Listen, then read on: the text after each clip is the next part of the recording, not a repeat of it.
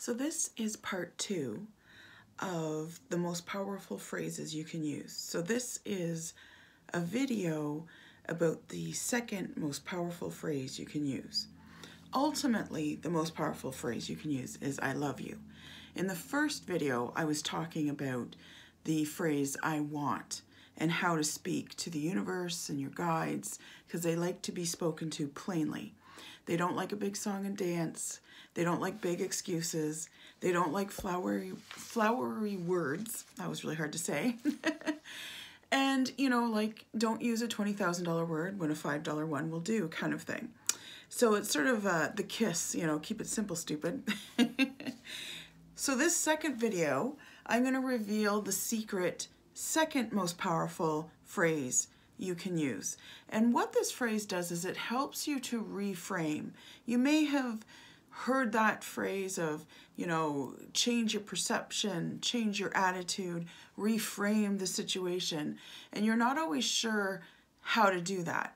So what this phrase that I'm going to teach you is going to do is going to get you to reframe every situation, no matter what it is. If you need to change your attitude or change your perspective or get out of your own way, this is a phrase that will do it every single time. I've incorporated this phrase into my life, and it has really changed the way I look at things. And it changes your attitude almost like right away. Because I get into those moments. I'm tested as much as the next person. I'm by no means perfect. But I get tested in particular. I get my buttons pressed by the universe to see how frustrated I can get or not get. Again, always my choice, right? Or I get tested in patience. I'm an Aries, a double Aries Virgo. So, you know, I do astrology and I love astrology. I believe in astrology and that sort of thing. And Aries, if you know this zodiac at all, Aries is the first sign. Aries is also the sign that runs into things. And I don't mean run into things physically. I mean, we tread where we go where angels fear to tread. And we're leapers without looking. Found myself in those situations many times throughout my life, have had to rein myself back in. We're super enthusiastic, but we can be a little silly and foolish about, you know, yeah, let's go kind of thing, and not even thinking it through. So before, in the first video, it's called the first most powerful phrase you can use to change your life. And this video is called the second most powerful phrase you can use to change your life. So we were talking about headspace. So I'm just going to finish that up a little bit, but it incorporates the phrase as well. So I want is the most powerful phrase you can use. I want a new car. I want a new job. I want love in my life. By using that phrase, you're very plainly saying what you need without all the extra stuff. When you speak plainly like that, you'll find that things come in a lot faster. And I was talking about the headspace once you set an intention, a wish, a desire, whatever it is, the headspace you need to go into.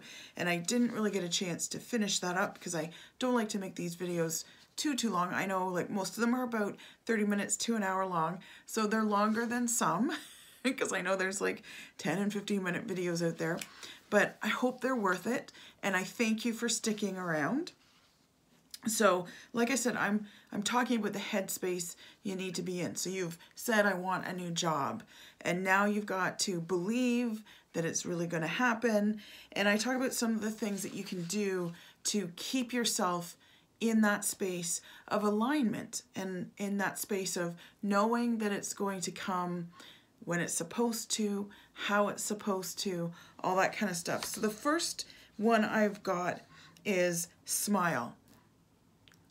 Simple, right? I also told you this is the first thing you should do in My Success Starting Now. This is the first thing you should do when you first wake up, before you're even fully awake. Smile. Get into the habit of smiling as the first action before you do anything else. And I don't mean you get up out of bed and smile. I mean you're lying down still. You're like, oh, I gotta get up. I'm not sure I want to get up. Okay, I'm gonna smile. Because your brain doesn't know whether you're happy or not. When you smile, your brain thinks you're happy. It wants to put you in a happy place. It's the easiest and most effective way to shift your mind. Well, it changes your mind too. Like if you're in the middle of an argument and you suddenly smile, you're not quite as mad as you used to be, right? I mean, it doesn't dissipate it completely, but it starts to almost instantly. And you can smile anytime, anywhere, and embrace being a fool if that's what it's, at. Don't be afraid to look like a fool. In fact, if most people were, didn't take themselves so seriously and were able to laugh at themselves or able to be the fool for a few minutes, the world would probably be a happier place overall. Sometimes we take ourselves way too seriously. So, like I said, smile, look like a fool. At least you'll be a happy fool, kind of thing. And I use the Buddha as an example because most people buy the skinny Buddha and the Zen Buddha, the one who's in meditation, who's looking very peaceful. But what a lot of people forget about the Buddha is the skinny Buddha, beautiful Buddha, don't get me wrong. He's not the enlightened Buddha. He's the one on the way to enlightenment. I have another Buddha around here too, but this is the one. Oh, I have one at home that I keep. But I always, when I'm buying the Buddha, I buy the fat one because he's the enlightened Buddha. He's always laughing. He's always giggling like a fool, which is awesome because I giggle a lot. I'm sort of like him. I'm shaped like him.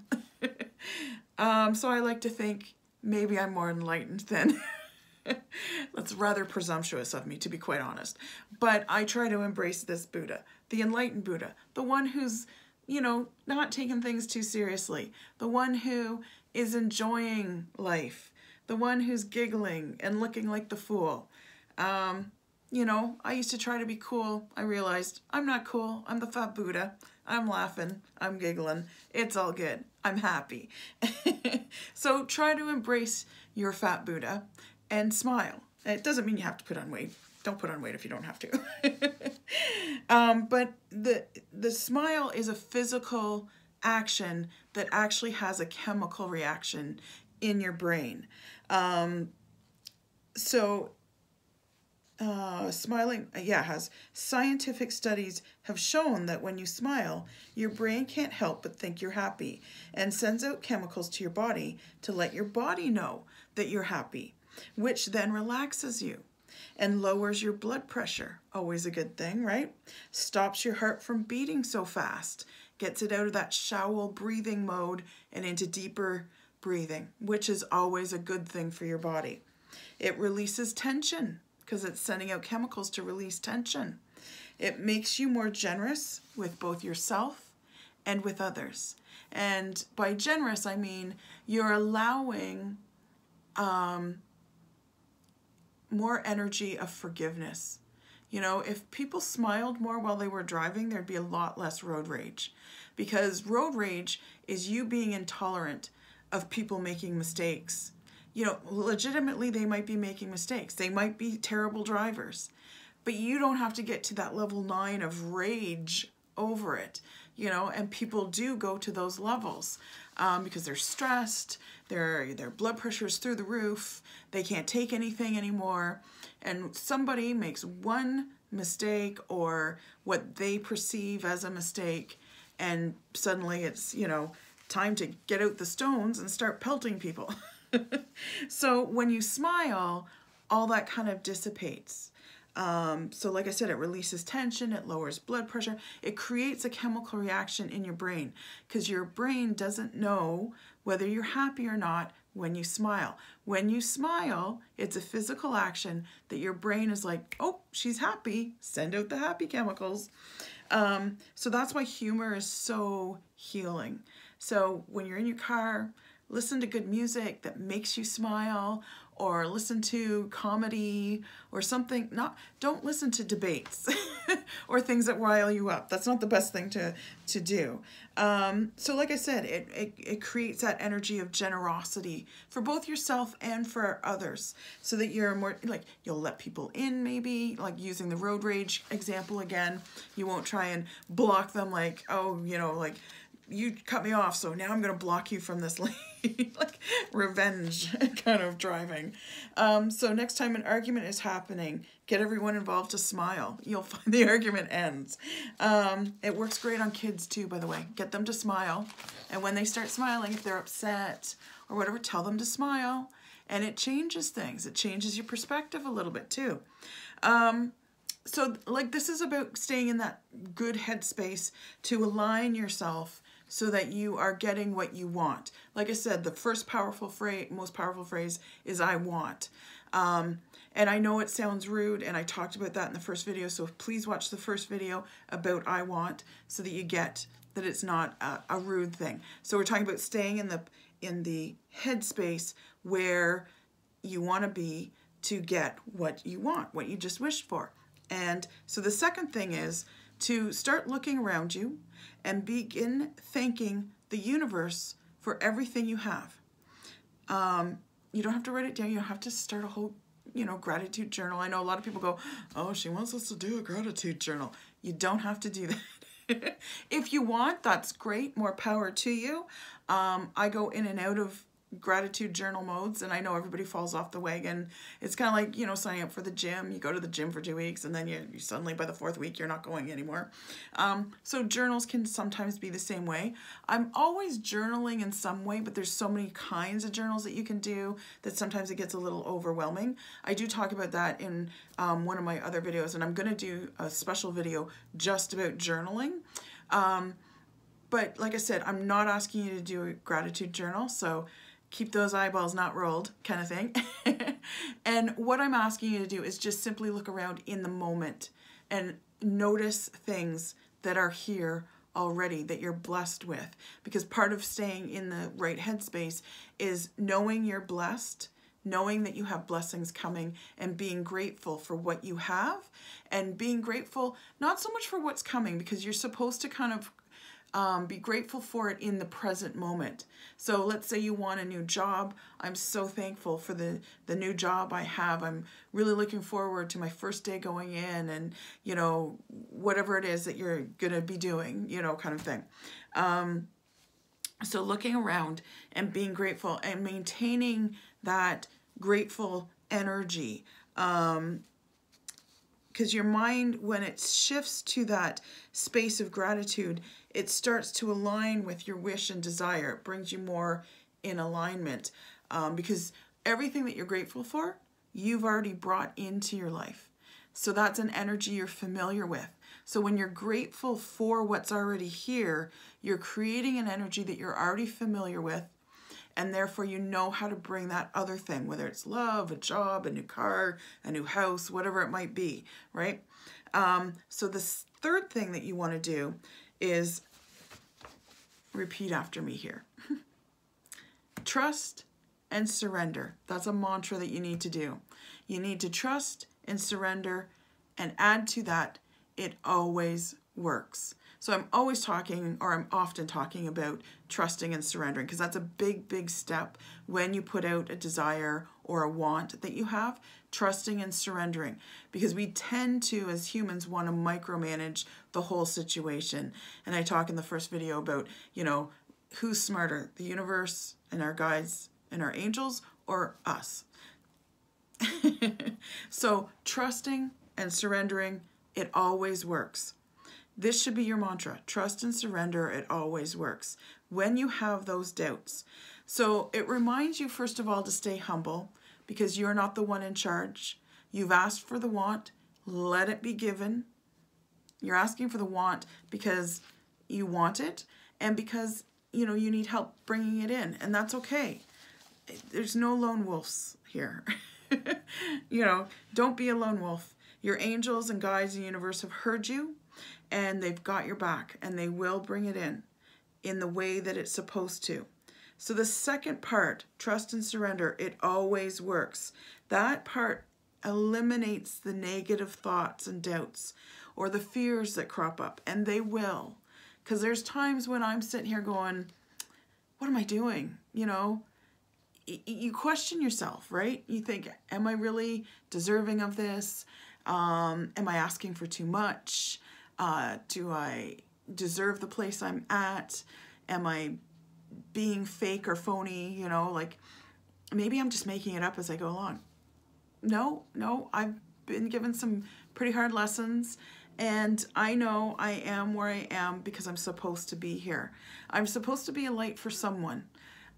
So that's what I'm doing. I'm putting my light out there and hoping that it helps lighten some of the dark places that maybe some of you are in right now, or some of you have been in and need, you know, a little bit of extra cheering, or, you know, you got this kind of thing. So there's always going to be doubts, or, you know, I know this is never going to work. You know, that's a common doubt or fear that people have. Not only do, you know, sometimes you feel like, I don't deserve this is never going to happen, I'm not smart enough, I'm not worthy enough, I'm not pretty enough, I'm not slim enough, I'm not strong enough, I'm, you know, like you have those doubts that come in, and that's okay. Don't get upset over the doubts that come in. It's normal, it's natural, and it's okay. Just know that it's not something you need to sit in or live in. So when the doubts come up, and they will, you simply say, trust and surrender, it always works. And by saying trust and surrender, what you're doing is you're giving over the worry, the doubt, the fear to your angels or to your spirit guides. You're giving it over to them. You're saying, here, take this doubt, take this fear that I have, and do with it as you will. They'll probably throw it out, but because they'll be like, she's just silly. She doesn't need that. But you have to give it up. And that's what releasing is. Because people often wonder, like, okay, I've got to release these toxic emotions and release the fears, but how do I do that? Like, do I just kind of go, wah, and then it's gone? So I am a concrete girl. I like concrete ideas. So one way that you can do this in a concrete way, because it's like all fluff and ether until, you know, you figure out how to do that, is you say, I give it over. For me, I tend to give it over to my angels. It could be your spirit guides. It could be the universe. It could be spirit, God, Mary, whoever you want to give it to. Give it over to someone who is more powerful than you, who has more wisdom than you do, that is sort of sees the bigger picture that you can't see at this moment because you're lost in your doubt and fear and worry. Give it over to them. That is releasing. Now, it doesn't mean, again, it's not a one and done, right? So that fear or that doubt might crop up again. Give it over again.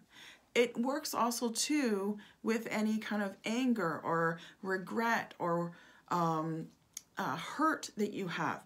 Even if it's a legitimate hurt, you know, someone has legitimately hurt you and you're legitimately angry at them, and that's fine. Validate that emotion, first of all, but you have to let it go eventually, because you being angry at someone for hurting you, whether it's mentally or physically abusing you in some way, or sexually abusing you, whatever it might be, it's best for you to let it go eventually, because you hanging on to it only re-victimizes you, only hurts you over again. It doesn't hurt the person that hurt you, and the person that hurt you, it doesn't affect them in any way that you're hanging on to this. It affects you. So it's in your best interest. And this was a hard lesson for me to learn too, because I've been hurt and I feel, or I felt in those moments that, well, I want to hang on to my anger because I've been a victim and I should be mad. And yes, absolutely, be angry, but forgive and let go, because really it's all about you then. And you're more at peace, you're more open, and it's really hard to explain to someone until they've actually done it, because sometimes it's really hard to kind of let that go and know the beauty that is beyond once you forgive. Once you forgive, once you let go, and you're not going to do it all in one shot, but once you start doing it, you'll start to see glimmers of the greener grass on the other side, and you'll be like, hey, I want to be over there. How do I get there? You got to let things go, and you got to forgive. And I know it sounds like an oxymoron, but really it truly is the greener grass, the better flowers, the better food, the better wine, the better party is over there. So get over there. And that also puts you in a good space for aligning with your desires and your wants and your wishes and things like that. So trust and surrender, it always works. By saying trust and surrender, what you're doing is I'm giving over the fear or doubt that I might have to my angels, to my spirit guides, to heaven, to God, to whomever you feel comfortable giving it to, but give it to somebody sort of in that realm more up top there. So give it over, and that is releasing. That's what you're doing. So now you have a concrete way of releasing. So now you know you can visit that to other parts of your life too. And then it always works. That is, like I said, it's reminding you to be humble, that you can't always be in control, but it eliminates that energy of fear and doubt. So you give the energy over, and then it eliminates, and it always works. It's kind of like a little scrub comes in and goes, yep, okay, well, now we're all clean and it's nice and pristine in here, ready for what you want, ready for your desire. So by doing that, we step back into the now, because when we worry, when we doubt, when we have fears, we're living in the future, and we can't bring things into now when we're out there living in the future. My finger's pointing this way. So you're living in the future when you're worrying, doubting, or fearing. So by saying trust and surrender, you're releasing, and it always works, is bringing you back to center, to now. And that's sort of what meditation is too. That's why mantras are very effective, and affirmations and things like that, because they're a form of meditation. And what they do is they bring you into the now, and they bring you back to center. Because meditation is always coming back to center. It's eliminating the thoughts that come in and coming back to center. Meditation is a very active activity. Most people think it's about being still and umming and zenning and, being quiet and stuff. And it is. However, inside your head, which never stops working, there's a lot of stuff going on. And one of the things is thoughts come in, random ones, weird ones sometimes. And we want to hang on to that thought because we instantly grab it and go, this is important. I better hang on to this, because if I let it go, I'm going to forget this. Because a lot of times it's things that we shoulda, coulda, woulda done, especially the should, the should thoughts. I should be doing this. I should be doing that. I got to get to that, blah, blah, blah. All comes in while you're meditating. So we think it's important, and we think by grabbing it, then we can hold on to that thought, so that when we're done meditating and being still, which we're not doing by hanging on to thoughts, we can get to what we should be doing. So by letting them go, they will come back if they're important. They're here because they're important, and they will, by letting it go, it will be important. You come back to center. That's what meditation is, and that's what this mantra and affirmation does. Trust and surrender. You're releasing your negative thoughts, doubt, worry, fear. It always works, brings you into the now, into center, so that you're realigning yourself with your desire. And the more often you do that, the more aligned you become. So that's something for Headspace to keep yourself in. That's number 3. Again, you can get a copy of this in written form by ordering the Ancient Language of the Divine. You can do that by contacting me here on YouTube, or I'm also going to put all my links down below. The best way to get a hold of me is through Facebook, to be quite honest, the fastest and best way. But whatever link you're comfortable with, use that, because I'll be there. So number 4, this is the big one. This is the phrase to put you in alignment and to get you shifting to what you want. So sometimes we have to go on some side paths. This is number 4. And we need to get our, where we need to get our desires. So if you're wishing for a big goal, and I always say, think big, dream big, whatever. But it doesn't mean you're going to go, it's going to be like, here's A, here's my desire B, and I'm just going to go whoop, straight forward, and there I am. No, sometimes you got to do, you know, B's down here and C's over there, maybe D's there, and your actual goal is G, and, you know, you got to do a few steps in between, and there's some side paths and a couple of tangents and that sort of thing. You might have to meet an angel or two, you know, you never know, right? So keeping that in mind, there's going to be things that you're going to be challenged on, first of all, because we're always the kid asking for the lollipop, and then the universe always says, well, how bad do you really want it? You want the lollipop bad enough to clean your room, for instance? And then we're like, oh, clean our room. I don't want to clean my room. You know, because we all, like, little kid things work on adults really well, and we forget that as we become adults. And it also helps you to get into the energy of going on these side paths or these other little tangents that you need to do in order to get your goal in alignment. Because sometimes you get set onto a side path and you get disappointed and you feel like you're failing and you feel like you're not going forward, and then you give up and you don't reach your goal. So sometimes we are asked to go on side paths, sometimes we are challenged. Sometimes it's sort of a combination of the two. So the phrase is, I get to. And this is a phrase, like I said, that will shift you out of any sort of mindset that is negative. It's an extremely powerful phrase, because think of something you don't like to do. For instance, I don't like to do laundry. I will avoid it at all costs. Well, not all costs, but a lot of costs. So I'm not a big laundry fan. But when it comes time for me to do laundry, I have been incorporating the phrase for the last little while, a couple of years probably, because I learned this along the way kind of thing. I now say, I get to do my laundry, and it changes instantly the energy I'm bringing to the laundry. First of all, I'm dragging my ass when I'm going to the, like when I go downstairs, because I live in an apartment building and our laundry room's downstairs. And although there are no stairs involved, I just simply have to press elevator buttons and I go up and down and I take my laundry and blah, blah, blah. I am dragging my ass like I've been asked to do 10 flights of stairs. And and that's the normal energy I take down. Now, when I say I get to do laundry, so now all my clothes are clean and they smell awesome and they're hanging up in my closet and looking all nice and organized. So I've got, you know, all my outfits picked out for the next, you know, couple of weeks or whatever. And, you know, my wardrobe's all organized.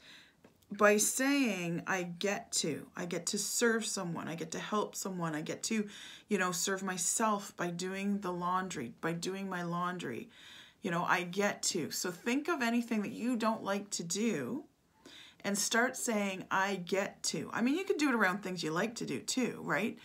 But it's very effective around things you don't like to do, because suddenly first of all, it puts you back in that place of gratitude, because as soon as I say I get to do my laundry, and the first time I said it, I noticed it right away that I was instantly thinking, yeah, I get to do my laundry because I'm going to have clean underwear again. Don't have to wear my big granny panties that I wear on laundry day. You know, I get to put on my nice underwear because it's now all clean again. And I get to have clean clothes, and I love my closet when it's full of all my outfits that are nice and clean and freshly laundered and stuff like that, right? So it's exciting for me. I love the end result, but it's the getting there that I had the issue with. So now when I say I get to do my laundry, my mind instantly goes to, yeah, because this is what's going to happen. This is the end result, which is what you want anyways. Same thing, like I get to clean the toilet. You know, how many people would say that, right? But it's nice because you have a nice fresh toilet to go to the bathroom on, and who wants a dirty toilet? That's disgusting, right? So I get to do this. I get to help someone out. And, you know, it's great for people that you have difficulties with. You know, maybe your mother's harping on you about stuff and she wants you to come over and help her do this. Okay, I get to go over and help my mother. And it changes your attitude towards your mother, because she probably will still harp on you about whatever drives you nuts, whatever button she knows to press. But I get to help my mother, the woman who brought me into this world, the woman who cared and nurtured me while I was a totally dependent baby. I get to help my mother because she's getting older and, you know, she's not going to be here forever, kind of thing. When you say I get to, even the hard stuff becomes not as hard. Even the hard stuff, you start to see the joy in it. And if you get to serve someone, blessed are you. Blessed are you to be able to serve somebody. You know, that's the most honorable thing to be able to do. So I get to go out with a friend for lunch with a friend. That can be a good thing or a bad thing, depending on the friend, right? Like I said, it doesn't have to be always about bad things. It definitely is very powerful for the difficult, hard, bad things that, you know, you kind of roll your eyes and go, I don't want to do this. So instead of saying I don't want to do this, because that sets up a negative energy, you say I get to. And suddenly you see the good stuff, even within the hard stuff that you have to do. It makes it not so hard. It makes it less hard. And it also takes it to a more sacred level. Like, especially when you're talking about, I get to do, you know, I get to clean something that I don't like cleaning, because you're serving other people too, right? You're becoming the Cinderella in your life, which is always a good thing.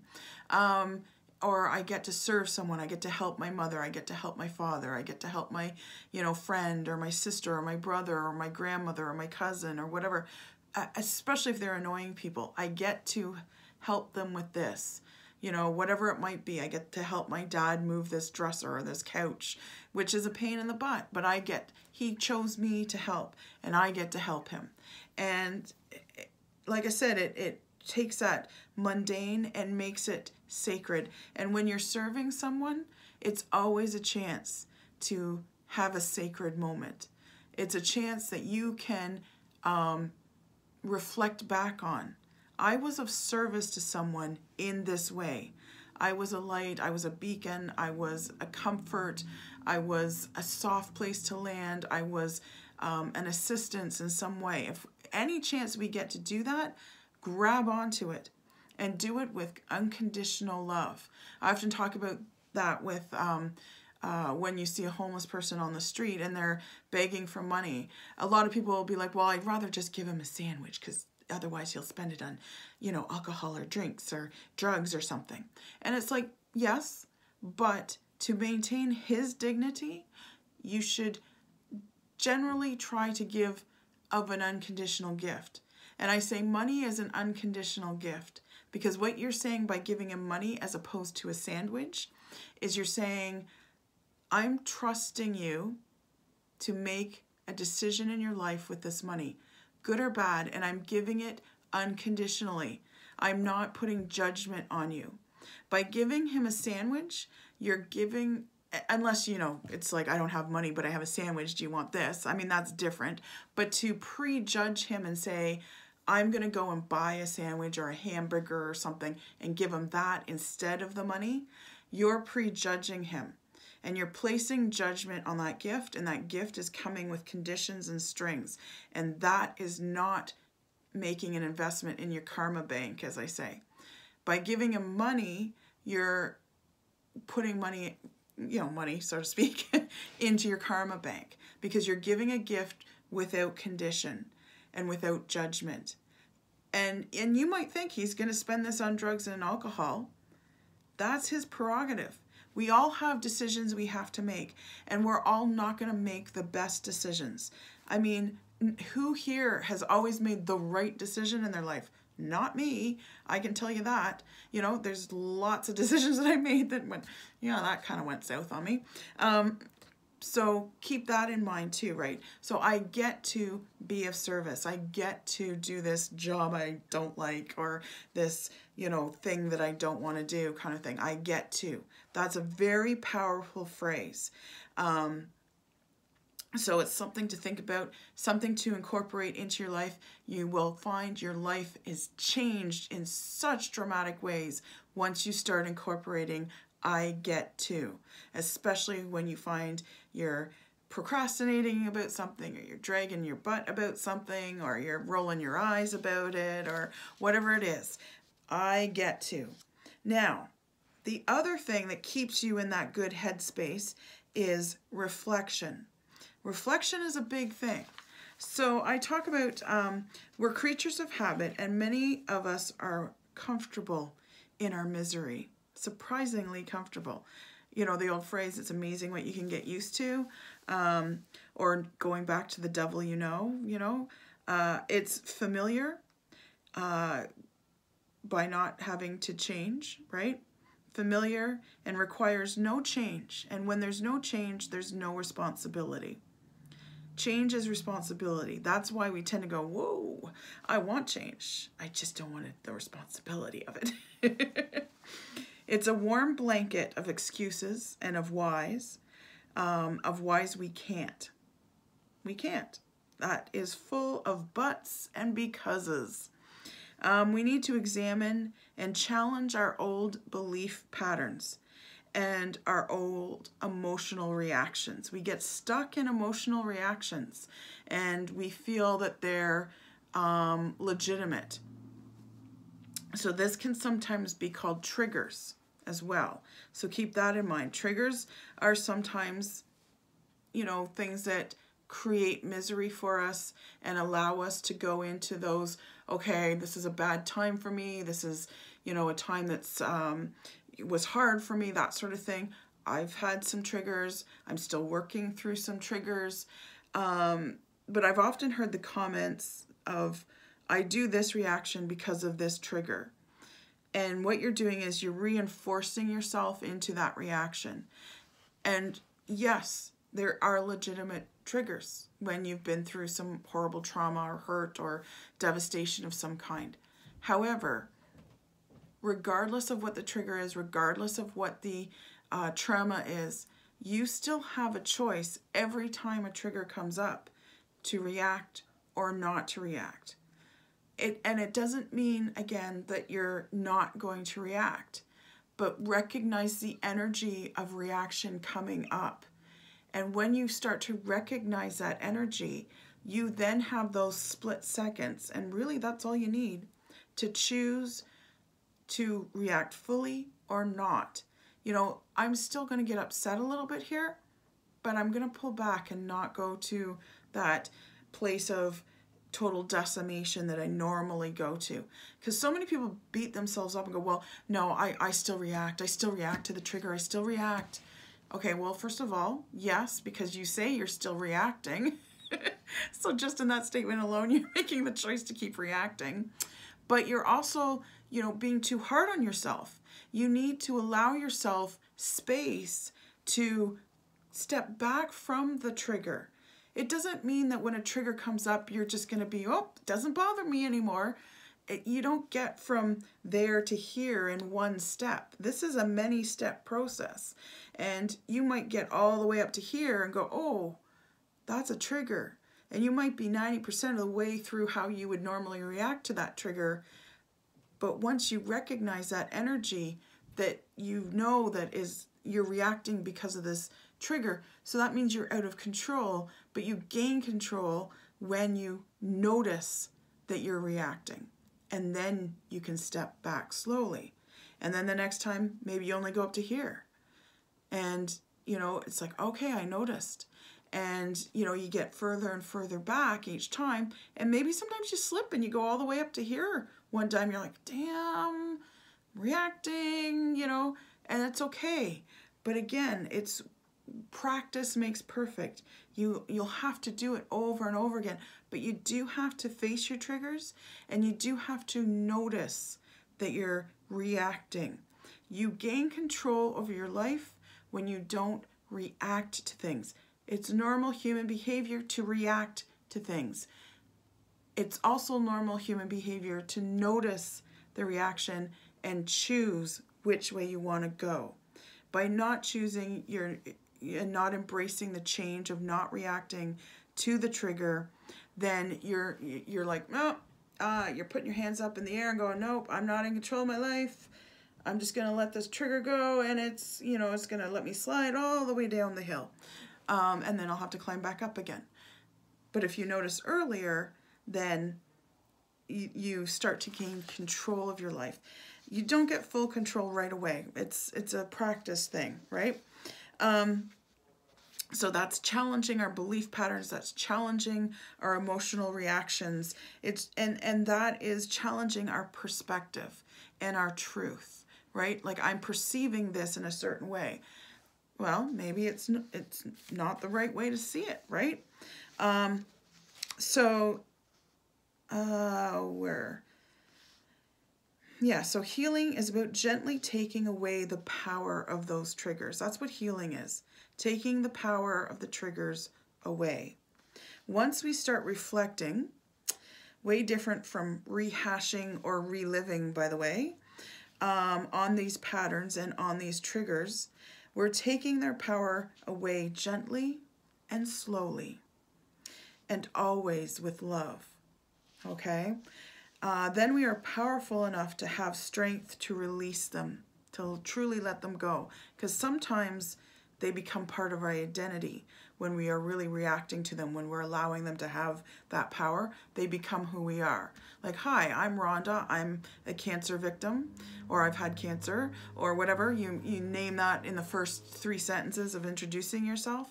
That's a sign that you are owning that, putting it deep into your soul and making it a part of you and making it your identity.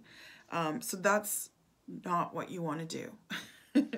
So when you have the strength to release them, it allows a floodgate of life energy of joy and bliss to open up. And this also allows a space of our wishes to come in, and blessing after blessing after blessing. I'm not kidding when I say it's a floodgate that opens.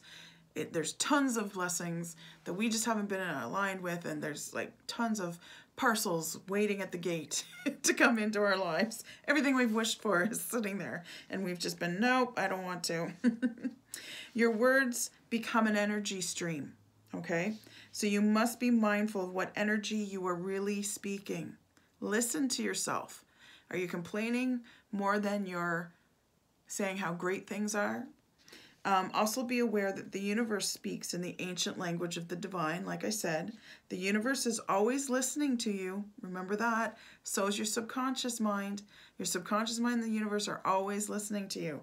The subconscious mind is the one that takes everything you say, puts it deep into your soul for you.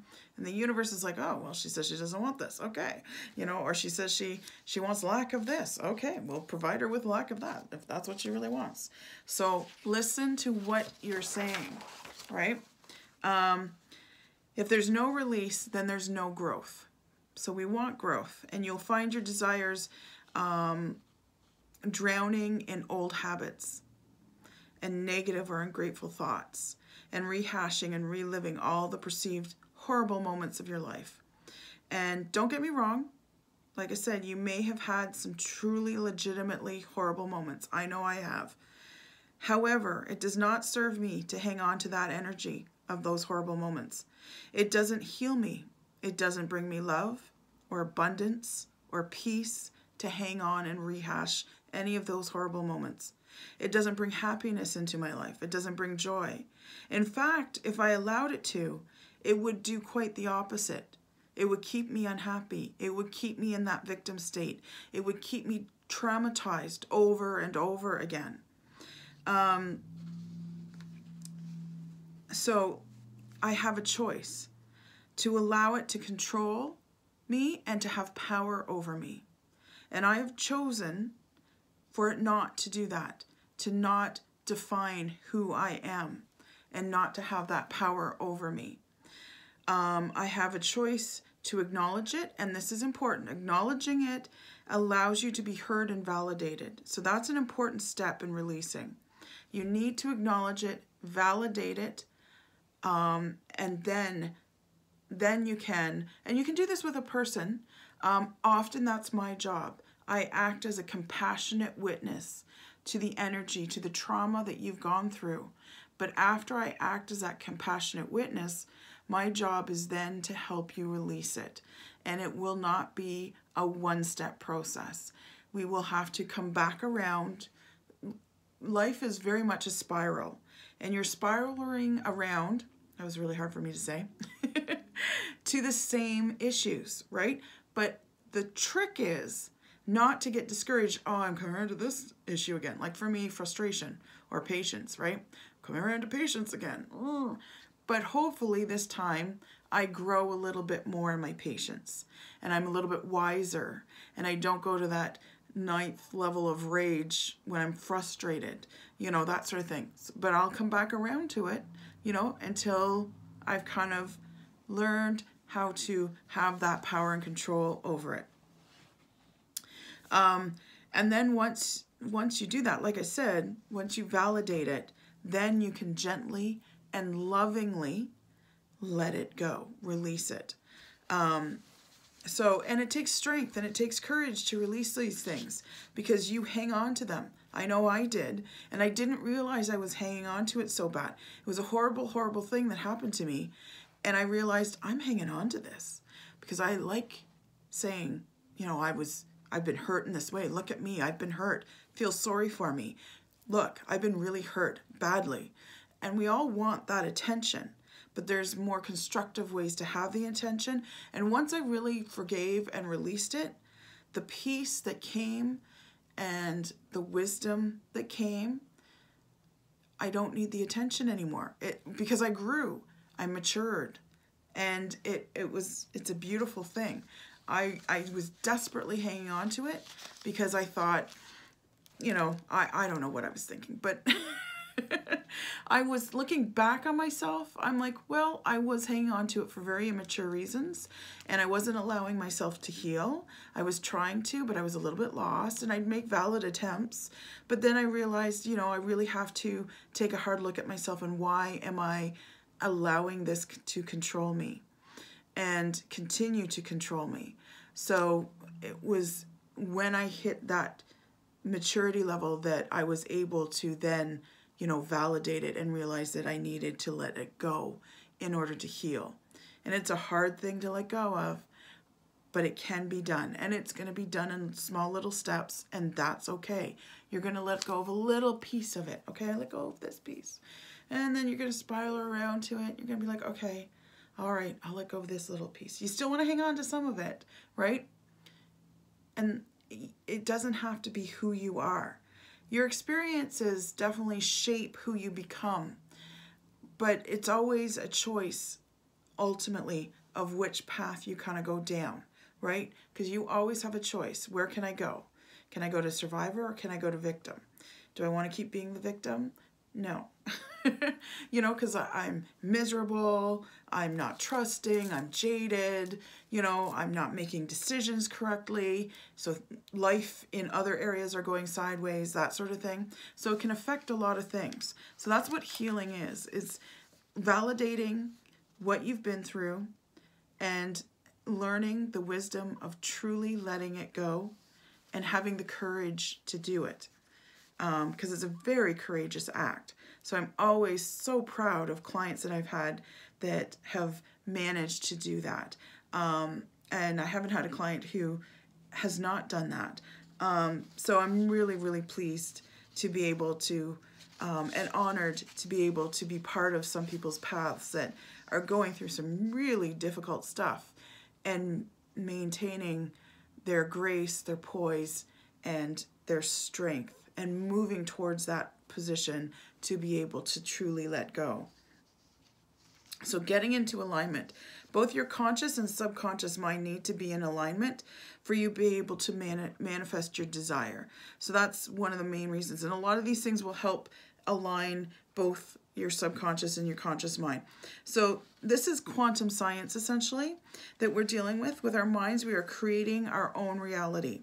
Everyone walking the planet is dealing with two belief types. The first is your subconscious, because it's already usually ahead of the game, in which your subconscious has already accepted your truth And then there is your conscious mind. And it's when you consciously say your truth, that your subconscious mind already knows. Still with me here? That's when you are in alignment, when both minds agree that anything is possible. So a lot of times you'll say, you know, I want this. And your subconscious mind will go, okay, she wants this. Okay, this is possible, blah, blah, blah. But your conscious mind is going, there's no way this is going to happen. That's where fear and doubt and worry come from your conscious mind. There's no way, right? So when you start speaking the truth that your subconscious mind already knows, your real truth, then you know you're in alignment. So that's why it's always very important to watch what your words are. Watch what you're really saying. Watch what you say in flippant kind of comments or jokes or, you know, oh, I'm just joking, haha, just kidding. You know, when you say those kind of things, just kidding, you're usually saying the truth you really believe before you say the just kidding, right? And what are you saying in those things? Are you complaining? Are you being mean? Are you being disrespectful of yourself or of someone else? Because maybe you're beating up on something else and someone else that you don't like in yourself, kind of thing. So watch what you're saying. I often get asked, so how do I know if my subconscious isn't in alignment with my conscious mind? Well, is life hard? Does it feel like nothing comes easy?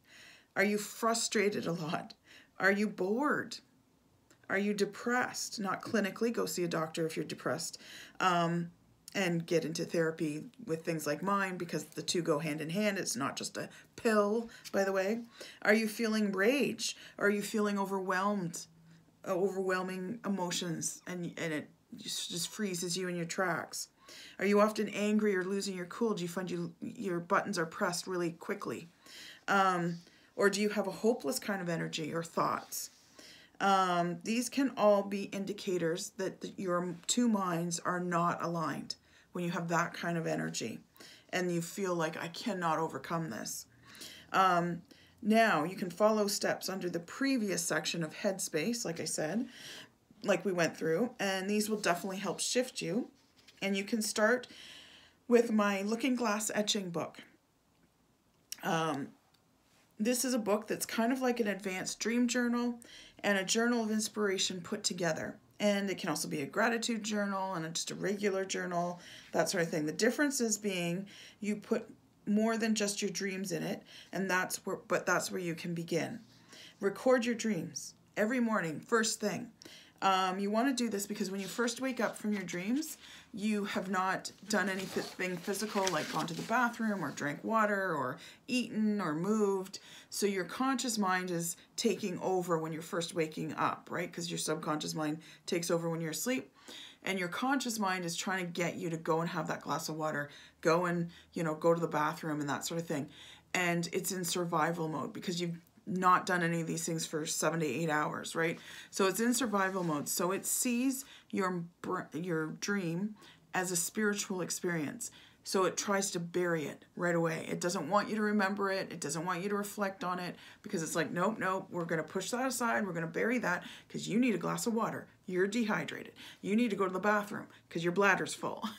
So this is what the conscious mind is doing. So like I said in my Success Starts Now, I talk about smiling first thing, and I also talk about at least the points, just the point form of what your dream is, because you'll think you're going to remember the purple cow riding the camel in your dream because it's so weird, but trust me, there are going to be mornings where it's like, what was that thing? It was some animal riding another animal, and it was a weird color, but you might not remember, right? So write it down so it jogs your memory a little bit, so that you can then fill in the blanks later on when you're sipping your hot lemon water.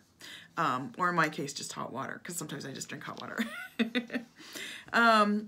So we speak to ourselves in our subconscious, through our subconscious mind. Our subconscious mind is trying to speak to us a lot, but our subconscious mind speaks a lot like the divine, plainly, but encrypted. I know that sounds weird, but truly it is kind of an encrypted code that we have to break. Now, there are two things that human beings always notice. One is faces. That's why we see the face of whomever in a lot of, like splotches on walls or faces in toast or whatever. We see faces. We're genetically inclined to see faces, to recognize a face, right? The other thing that we're coded to recognize are patterns. And that's how our subconscious mind often speaks to us. So that's why one dream is not necessarily the whole message. So one weird dream out of, 20, you're going to be like, well, what did that mean? That sort of thing. The trick with the Looking Glass Etching book is that you put your dreams in there, and you put other things too, but reflection is the big key to this. So what you want to do is you want to write your dreams for, a week, 10 days, a month, whatever. But, every, 5 to 7 days, look back on it. Look back on your dreams. Because so many people will put stuff in their journal, what they're grateful for, what they're thinking. They'll write down their dreams, and it's like, and they'll say, well, I write my dreams, but I'm not sure I'm really getting anything from it. Well, are you looking back on your dreams? Well, no. Well, then you're not picking up the messages, because your subconscious mind will speak to you in patterns through dreams. And the patterns don't always come in just one dream.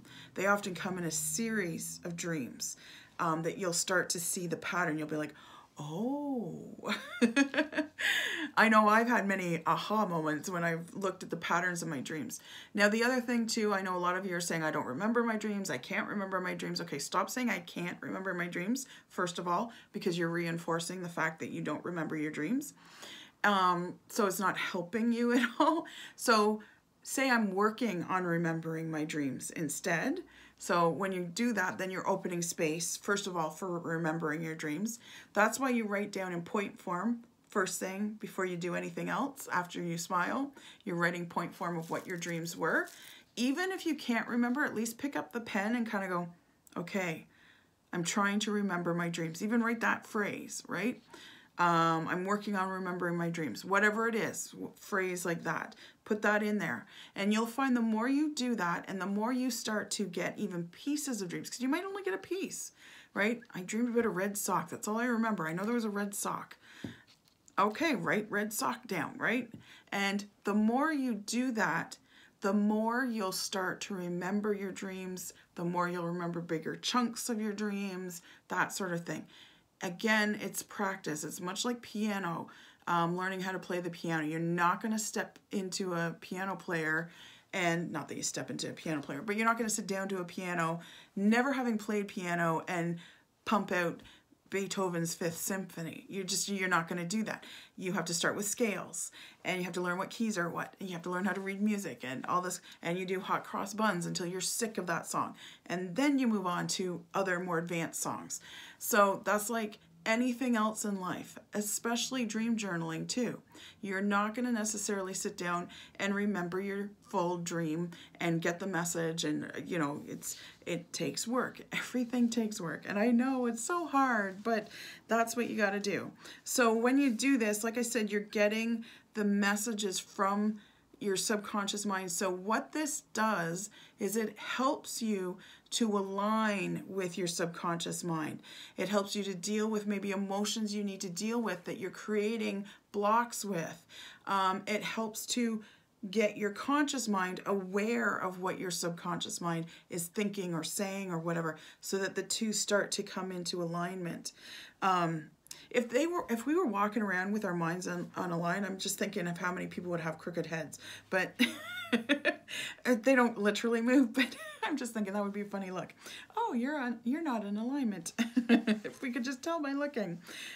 So like I said, the universe loves you. So remember, it's not the universe you need to convince. It's often that you need to convince yourself that you deserve what you desire. So keep that in mind. And this statement really helped me. It was a breakthrough statement for me, not the one I just said. Well, that one helped too, definitely. So that's why I included it in the book. But the real one was the tough love one. So here it comes. Everything, everyone, and every situation is in your life because you brought it here. You did this. The good, the beautiful, the bad, the awe-inspiring, and the ugly. All of it was brought here by you. And when you own that, and you own everything in your life, because even the bad, the awful, the ugly, always has a gift or a lesson in there for you. Always. The universe loves you and wants to give you everything you want. You just have to get in alignment with knowing you deserve it and understanding that everything that's in your life right now is here because you brought it.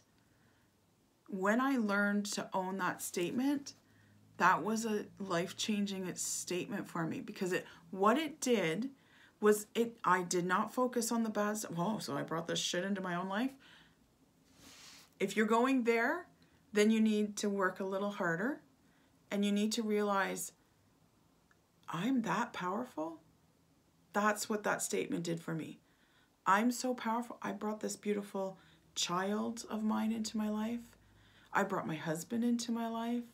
I brought this place that I'm living into my life.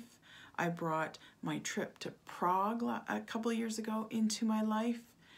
All these great things, I'm bringing that into my life, and I have the power to choose to bring those things into my life. All right. I got a few I want statements then, right? You know, when you realize the power behind that statement and own it, that is a powerful place to go. Very powerful. And I really hope you get there. And if you need help getting there, please contact me. I can take you through my HEAP program. It will be life-changing. And you can order the HEAP books as well. I have books if you just want to do books and just do counseling with me once in a while. However you want to do it. But you can change your life right now by owning those two statements, knowing that the universe loves you and wants to give you everything and knows you deserve it whether you know it or not, and that everything that you brought into your life is here because of you. Everything. And the other thing I wanted to comment on too is it doesn't matter where you are right now. It doesn't matter where you've come from. It doesn't matter what you've done, what regrets you have, what ugliness you've brought into your life. What matters is you want to shift. And you can shift anytime you want into that place of joy, of happiness. And it doesn't mean there won't be sadness in your life, and it doesn't mean there won't be challenges. Absolutely there will be. But you will handle it with such grace and such poise, and you will handle it in a way that you don't become unbalanced. And I know they say balance is a myth, and it kind of is, because we're always a pendulum swinging, right? And that's what those challenges are. But you'll find that when you learn to embrace some of these things, like those powerful phrases, I want, I get to, and owning the stuff that's in your life, the good, the bad, and the ugly. And when you realize that I am worthy and deserving of these things that I want in my life, and it doesn't matter where I'm starting, there's always room for growth. And you'll find that your pendulum that's swinging is not swinging quite so far. You're not like, woo, woo. You're kind of like, okay, yeah, that knocked me a little bit, and back to center we come.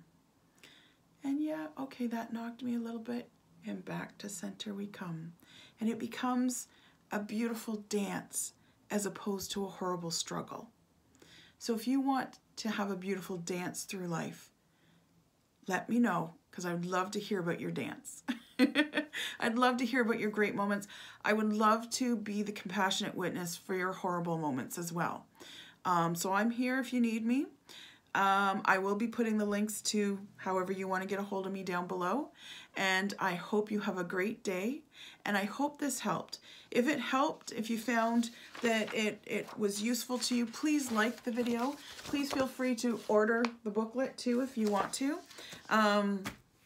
And please subscribe to my channel. It will help me in such immense ways to be able to continue to offer these kind of videos for you. Okay, take care. Have a great day. Much love to you. Bye.